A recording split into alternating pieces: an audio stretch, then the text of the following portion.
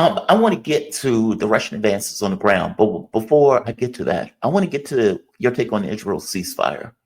And I want to play this clip. This is Netanyahu, because, some of this stuff is going to be posturing. Donald Trump has pointed out that, they're not just fanatics in the Hamas, they're also fanatics in the Israeli government, and that on some level, there has to be some peace for the Palestinians if there's going to be some level of security in the region. So Netanyahu, who has to deal with now protests because the Palestinians are celebrating in the streets, whereas settlers are fighting other Israelis. Basically, they're having protests over the fact that they signed a quote unquote ceasefire. And the reason I put it in quotes, because the devil is in the details. When you get to like step 2, step 3, it's a question of whether or not those negotiations are really going to be able to go forward. Netanyahu, bona fide, prolific, since he was the habitual liar, so take what he's saying with a grain of salt, came out and said this. Since he was elected, Trump was completely committed to the release of the hostages. We spoke on Wednesday. He congratulated me on the agreement, and he emphasized, and rightly so, that the first stage is a temporary ceasefire. This is what he said, a temporary ceasefire. Towards the next stages of the agreement, we are holding on to some significant assets so that we can bring back all of the hostages, and in order to accomplish all the goals of the war. Both President Trump and President Biden have provided full backing to Israel's right to resume fighting, to resume combat, if Israel reaches the conclusion that the negotiations over the second stage are pointless. See, right there. And that was the expectation that I had, where it was like, okay, it's easy to get a ceasefire if you tell the people that it's not really a ceasefire in real terms, that Israel could come up with its own methodology and reasoning and rationale to go back to war, which, it could be anything. There was an angry baby that was threatening, a group of soldiers, in which case they had to violently kill that baby. Like, they could say pretty much anything. And the catch becomes, will the U.S. back their position? Up to this point, the answer has been completely yes. But give me your take on this. What is your take on the ceasefire deal? Do you think... Okay, this is Netanyahu now trying to put a positive spin on somehow he is now suddenly accepting of a deal that a ceasefire that he refused a year ago. Yep. Right? First of all, let's be clear. By the terms of this ceasefire deal, right? And considering what the Israeli government's very vocally announced goals of this military operation were, and the power imbalance between Hamas and the US-backed Israeli government, this is an unquestioned loss, a big fat L for Israel. They're getting their hostages back, but they're also giving back thousands of Palestinian hostages. Prisoners, they're called, right? That they've been holding for years, and was the very stated reason by Hamas for taking Israeli hostages. You take our people hostage. You're not our government. You can't take them prisoner. You don't have that legal right. You take our people hostage, or you abduct them, or whatever you want to call it. We'll do the same thing to yours. Now, you can disagree with the morality of that if you want to drag some twisted sense of morality into this whole affair. I don't know where you start by putting the morality dot, back in, 1931 or something. I don't know on this whole affair. But that's the rationale for it, and they're achieving that. Thousands of Palestinians are being released from hostages, in effect from the Israeli regime, children, women, old people, all of it.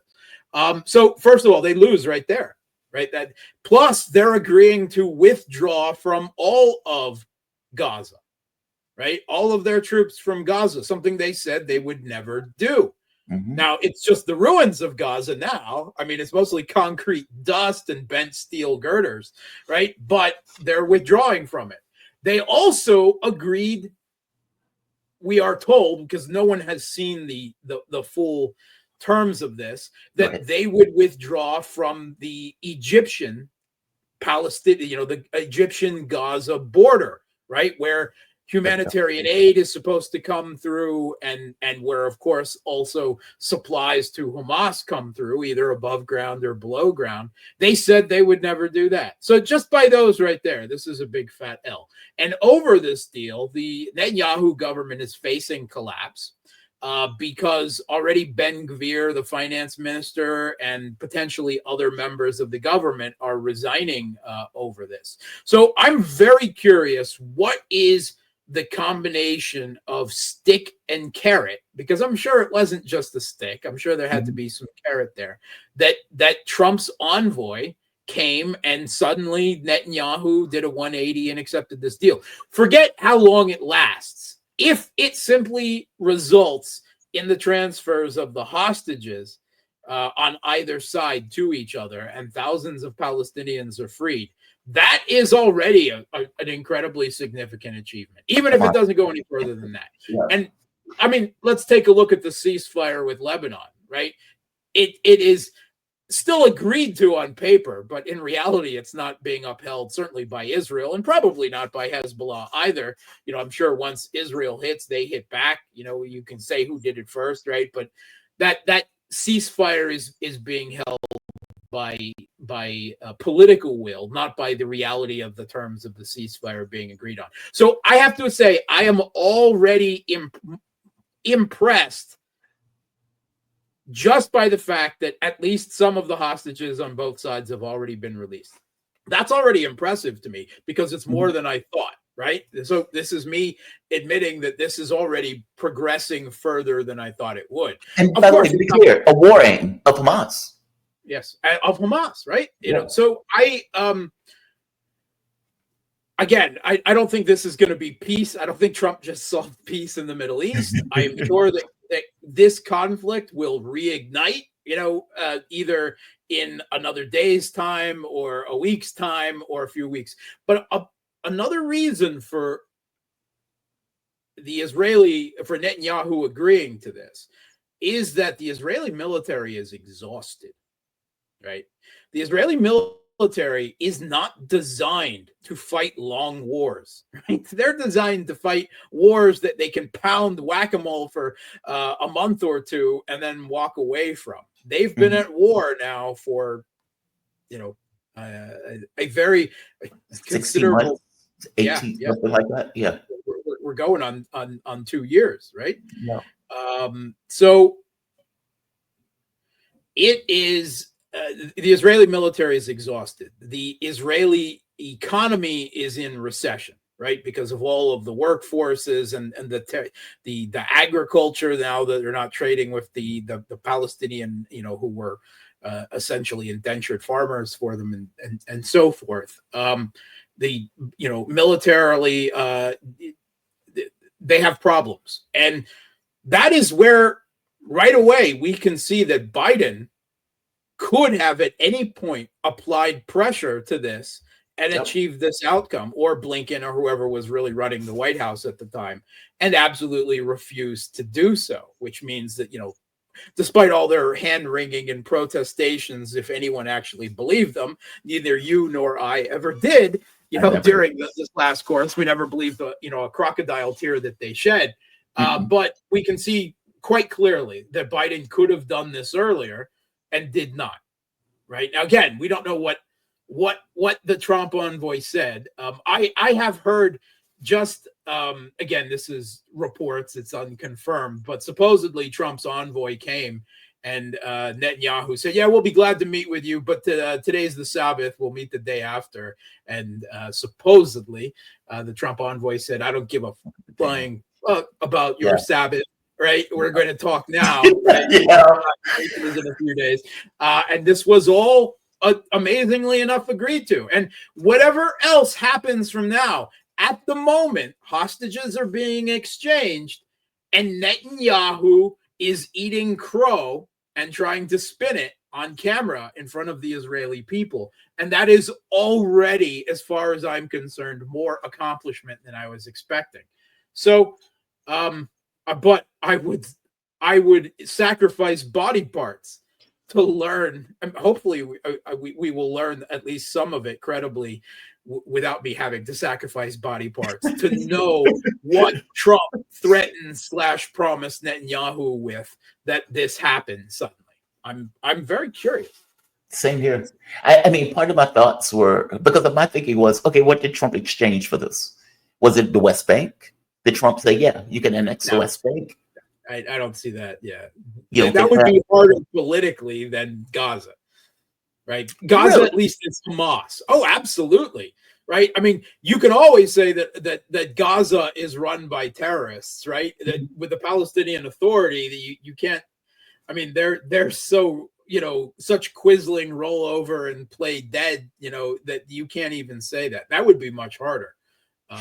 No, it would be easier to annex Gaza than to announce the West Bank. So if that's what some people are saying, I think that's absurd. But maybe he promised him something with Iran down the road. That's a possibility. Oh, see, on the other hand, you also have Israel is now occupying a considerable chunk of southern Syria as well. And over the weekend, the reports are, for the first time, they launched direct strikes on Al-Qaeda, Hayat Tahrir al-Sham forces, the new regime, right, in Damascus.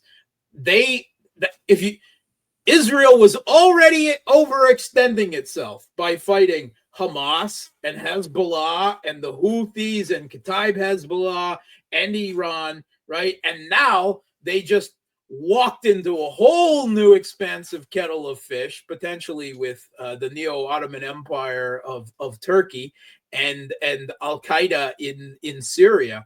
And, the U.S. and the Kurds, now that Russia and the Syrian government and Iran are out, Israel steps in, and it's still kind of a three-way Mexican standoff, right? Yep. Just different players. Different players, right? I mean, yes, Israel and the U.S. aren't pointing guns at each other, but that doesn't mean that they necessarily politically agree on what's going to happen in Syria, at the end stage of all of this. And the strikes on HTS, are an interesting data point in that regard. So Israel is way overextended, and their military is exhausted, and their political leaders in the Netanyahu administration have still got maps of a greater Israel that reaches all the way from northern Syria down to the Nile River and ridiculous stuff, like that in their offices, hanging on their walls. That's their dream, their greater Israel, covering even parts of Saudi Arabia and Jordan and everything. How they, again, I don't expect them long-term to observe this ceasefire, but it's already reached greater achievements than I thought it would. Yeah, I agreed. I mean, considering that this was a deal that was offered before and the hostages could have been given back like months before. No, I mean, Trump, he gets credit for this. And like you said, he did what Joe Biden just refused to do. I mean, we gave 70%, meaning 70% of all the killing that Israel has been doing, we paid for. The political cover that we gave them. And yet Joe Biden is like, well, we have no power to do anything about it. It's Israel's right to defend itself. And it's like, okay, this is nonsense.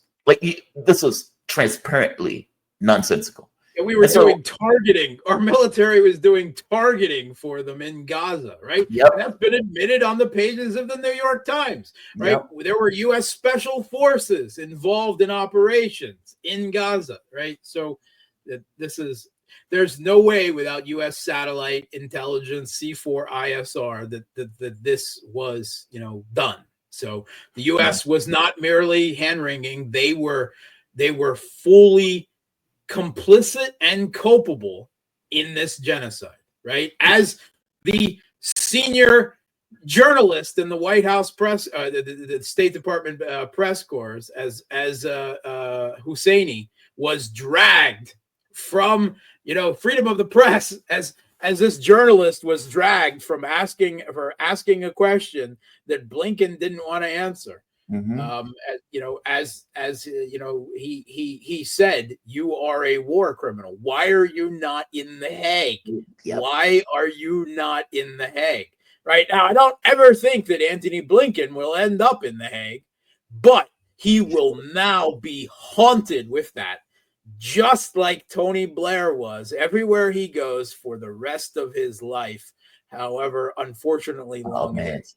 did you see that woman screaming at him? Saying, "You are a monster. You have no empathy."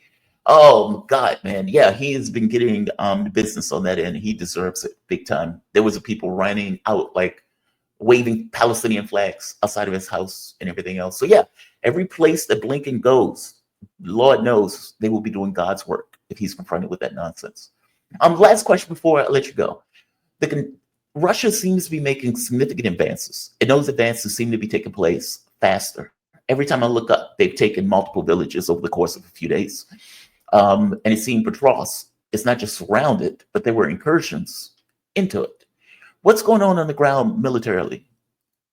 Okay, so there's several important areas that are now essentially in the wrapping up stage. Mhm. One of these is a strategic position, right? Also in the south of Donbass, called Velika Novosilka, right? And this was a big fortified and strategic position, and it is now encircled, completely encircled, right? The Kiev regime forces, they've now been given the order to withdraw, and it's already too late. So they can attempt to run across the fields at night while they're being, hunted by Russian artillery and drones and the like. So that's a huge loss for them right there. Toretsk, once part of the Toretsk, New York agglomeration. The Kiev regime, by agreement of even the Kiev regime, deep state and all of these other mapping, agrees that the only part of Toretsk, which isn't actually part of Toretsk, that the Kiev regime still holds, is a mine on the outskirts of it that is being stormed as we speak, right? So I've already been saying for a week, and many other have, that Toretsk is over. It's just the mopping up, and that's what's going on. So that's a big one. Chasiv Yar, Russian forces, have been fighting there now for not quite a year, but we're going on 8 months. A very heavy fight. This is the last remnant fallback position all the way from Bakhmut, and Russia made very important advances in the industrial area, forcing them out of the refractory plant and others. And without that, those were their strongest held positions. The rest is downhill at this point. So that is also being closed up. And Russian forces are in the southern Kharkov region, are now advancing the battle for Liman. The third battle for Liman, actually, is because Russia took it, then the Kiev regime took it back. Now Russia's taking it back again. That has officially started. It's they're in the suburbs area of Liman. So all of these important advancements, and despite Kiev regime keeps throwing reinforcements, and after reinforcements in the Kursk pocket, evidently they're building a critical mass. Expect another counterattack attempt in that same terrible area over the next few days, if they can muster it, right? But they're still being ground away, even as they toss more, mass forced conscripts into the area. So that's not going well for them either. Despite them tossing all of their reinforcements there, they still can only slow Russian clearing them from that territory down.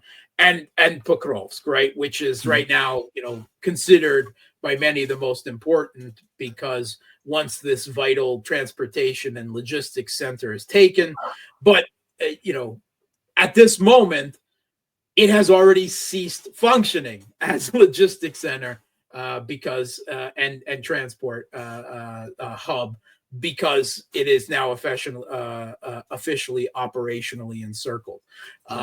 They had to withdraw from a mine at the end of last week, which provided the coke, the type of coal that is used for the steel industry in Ukraine, which is going to shut down most of what steel industry they have left.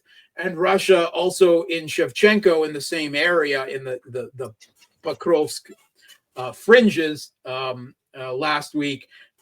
This has the biggest lithium mines and reserves in Europe that Lindsey Graham was personally salivating over not so long ago, and saying that's the reason why we're fighting there is to get that. Well, and now that's now in Russia's hands too. So everywhere on the battlefield, I was actually expecting more last gasps. Right, we did see a missile and drone attack a few days ago, before the weekend on Russia in a few different locations, but hardly any of that even got through, and that was it. And Biden is now gone. And one of the very interesting points we'll see about going forward is, do the U.S./Kiev regime ATACMS strikes inside Russian territory, pre-2014 Russian territory, continue after today? They don't have any more. From my understanding, Ukraine only had like 50 attack atoms. I mean, they didn't have a huge supply, and it's not like they were supplied 500, and then they had 50 left. Yeah. But I mean, the Western media has been full in the last week of huge amounts of undisclosed money and military support. The New York Times documenting the billions of dollars that we have not heard from before that the U.S. did to set up the Kiev regime's drone manufacturing industry underground and wherever it is. So I don't actually believe inherently any statements of we provided this much and no more at this point, right? All I'm going to look forward at this point is, do the ATACMS strikes continue after Trump criticized them, right, less than a month ago, saying that they were insane, essentially what he said. Us launching missiles into Russia is just an escalation with a nuclear, the other nuclear superpower, in nuclear terms at least, that is just not in our interest to make. So we'll see if they continue. That already will be a positive step, right, in U.S. I'm not talking peace, de-escalation, right? That is, if we see some steps towards de-escalation away from the nuclear brink that too many people refuse to even acknowledge that we are on, I will consider that a win. Right? If I get that much from a Trump administration, that the threat of nuclear war between us recedes a bit, that will be already, again, an accomplishment. I mean, even talks will be an accomplishment. It's funny, man. I was hopeful during the Biden-Putin summit. I was in Geneva. I was covering that summit. My boss was very cynical about it. He's like, okay, whatever, man. And I'm like, it was my first time going to a conference, and I'm like, there'll be peace. Now, maybe not to that extreme, but I was at the very least, especially when Joe Biden gave his press conference, Putin gave his press conference, and there was very similar, let's say, speaking points, but that both were effectively running with. And I'm like, okay, this is a positive development. And then we ended up at the brink of a third war. And so my penchant for hope has been damaged by all of this. But I still hold on. Hasn't been beat out of you enough yet. You get to be my age, Jamarl. It will all be gone. All that hope will be whipped and flagellated out of your body. Don't worry about it.